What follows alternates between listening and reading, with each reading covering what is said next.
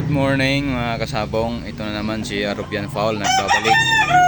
Bali, update ko lang kayo sa aking munting manukan kung anong mga development na nangyayari. At ito na nga, may bago itong materials yan. Full spark gray yan. Yan ay hindi na yan hingi, yan ay bili na sadya.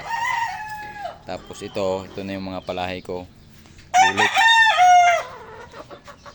Halos bulik lahat ng nakatambang. Tsaka kung napapansin niya, may bago tayong hapunan, binago ko na at ito ay hindi pa tapos, pero mga 70% ay halos okay na. Mga 5 piraso na lang kulang, tapos yung hapunan ay yung tipi, papalitan natin yan. Gagayahin ko yung nakita ko sa Bacolod na medyo malinis tingnan.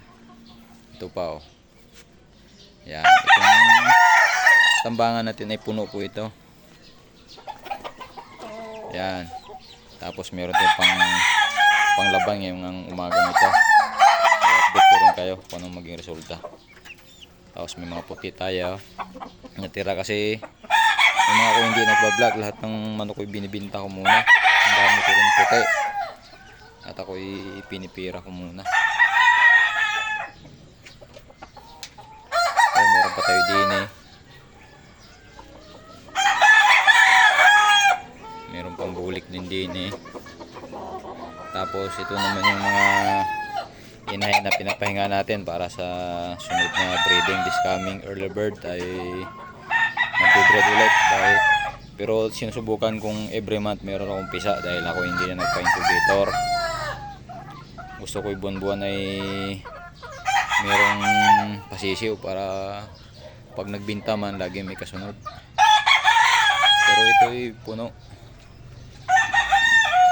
Yung mga gilid ay may laman din yan.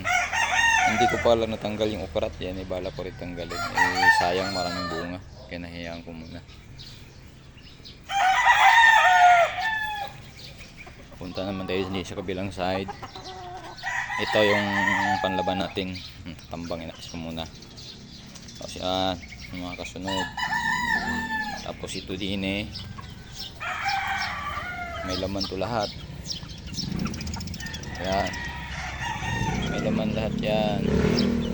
Ito yung mga kasunod na pasibol. Pag tayo sumubok at lumusot, so dire-diretso lang ang laban. Pero kung sakaling marisgasya, eh di pirahin natin ulit at bibinta muna. Wala na daw. Walang tupado daw. Wala na. Kala ko dati laging meron daw. Daw sa amin.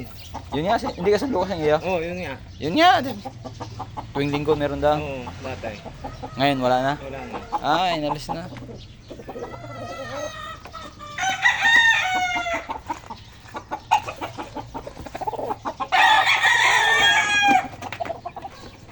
Kuya din, nice. Yun. Tapos yan. Tela. Pantay.